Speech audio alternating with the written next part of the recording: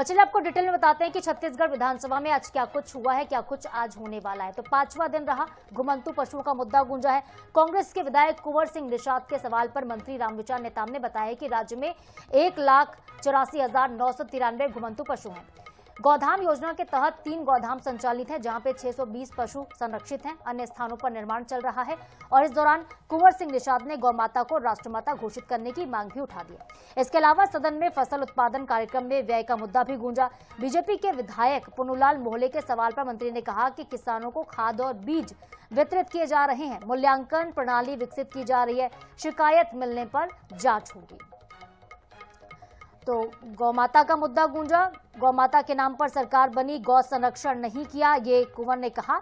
सरकार पशुओं के चारे और खाने पीने की व्यवस्थाएं नहीं कर रही, इस तरह के मुद्दे उठाए गए। तो पशुओं की जानकारी मांगी गई थी, जिसके बाद मंत्री रामविचार नेताम ने इसके बाबत जानकारी दी है कि छत्तीसगढ़ में वर्तमान में 1,84,993 घुमंतू पशु हैं।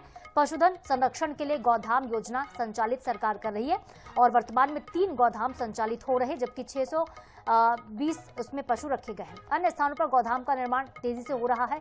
कुंवर सिंह निषाद ने गौमाता को इस बीच राष्ट्रमाता घोषित करने की भी मांग कर दी और कहा कि सरकार गौमाता के नाम पर बनी, लेकिन गौ संरक्षण नहीं किया। इसके बाद नेताम ने कहा कि चारे और खाने पानी की चिंता हम कर रहे हैं, हम लगातार व्यवस्थाएं कर रहे हैं।